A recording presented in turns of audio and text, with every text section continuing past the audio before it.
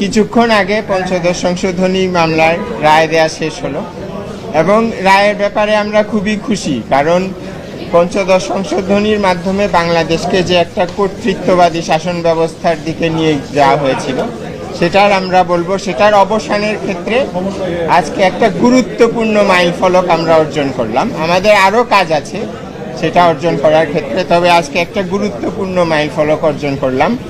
এবং আপনারা জানেন দেশের কর্তৃত্ববাদী সরকার ব্যবস্থা প্রতিষ্ঠার ক্ষেত্রে অন্যতম ভূমিকা পালন করেছে তত্ত্বাবধায়ক সরকার ব্যবস্থা বাতিল করা, এবং পঞ্চদশ সংশোধনীর মাধ্যমে তত্ত্বাবধায়ক সরকার ব্যবস্থা বাতিল করার ফলে একতরফা নির্বাচনের মাধ্যমে সরকারের জবাবদিহিতার প্রয়োজনীয়তা সম্পূর্ণভাবে ধ্বংস করা হয়েছিল এবং এর মাধ্যমে নির্বাচন ব্যবস্থাকেও সম্পূর্ণভাবে ধ্বংস করা হয়েছিল।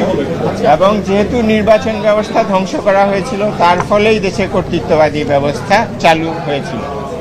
এবং আজকে এই যে কর্তৃত্ববাদী ব্যবস্থা চালু হওয়ার যে সূচনা তত্ত্বাবধায়ক সরকার ব্যবস্থা বাতিলের মাধ্যমে, সেই তত্ত্বাবধায়ক সরকার ব্যবস্থা বাতিলকে অবৈধ ঘোষণা করা হলো এবং তত্ত্বাবধায়ক সরকার ব্যবস্থা বাতিলকে শুধু অবৈধই নয়, মাননীয় আদালত বললেন যে তত্ত্বাবধায়ক ব্যবস্থা বাংলাদেশ সংবিধানের মূল কাঠামোরও একটা অংশ। যেহেতু নির্বাচন, গণতন্ত্র এগুলো বাংলাদেশ সংবিধানের মূল কাঠামো, এবং যেহেতু তত্ত্বাবধায়ক সরকার ব্যবস্থা গণতন্ত্র এবং নির্বাচনকে সুসংহত করে, সেহেতু তত্ত্বাবধায়ক ব্যবস্থাও সংবিধানের একটা মূল কাঠামো। এই কারণে আজকে আদালত তত্ত্বাবধায়ক সরকার ব্যবস্থাকে শুধুমাত্র সাংবিধানিক নয়, সাংবিধানিক এবং সংবিধানের একটা মূল কাঠামোর অংশ বলে রায় দিলেন, যেটা আমি মনে করি একটা ঐতিহাসিক।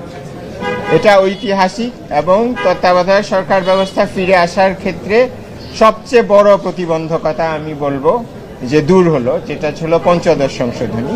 তত্ত্বাবধায়ক সরকার ব্যবস্থা এখনই ফিরে এসছে বলা যাবে না, কারণ আপনারা জানেন তত্ত্বাবধায়ক সরকার ব্যবস্থাকে দুইভাবে বাতিল করা হয়েছিল। প্রথমত মাননীয় আপিল বিভাগ তার একটা রায়ের মাধ্যমে, বিচারপতি খায়রুল হকের নেতৃত্বে একটা রায়ের মাধ্যমে তত্ত্বাবধায়ক সরকার ব্যবস্থাকে অসাংবিধানিক ঘোষণা করেন, এবং পরবর্তীতে সংসদ তত্ত্বাবধায়ক সরকার ব্যবস্থা সংবিধান সংশোধনীর মাধ্যমে বাতিল করেন। কাজেই এটাকে দুভাবে বাতিল করা হয়েছিল। কাজেই আজকে পঞ্চদশ সংশোধনী যেহেতু বাতিল হলো, সংসদের মাধ্যমে তত্ত্বাবধায়ক ব্যবস্থাকে যে বাতিল করা হয় সেই প্রতিবন্ধকতাটা আমরা আজকে পার হয়ে আসলাম। কিন্তু আমাদেরকে এখনো বিচারপতি খায়রুল হকের নেতৃত্বে যে রায়, সেটার পুনর্বিবেচনা এবং সেটা পরিবর্তিত হতে হবে তত্ত্বাবধায়ক সরকার ব্যবস্থা ফিরে আসার জন্য। এবং এটা আপনারা জানেন ডক্টর বদিউল আলম মজুমদার সহ আরও 4 জন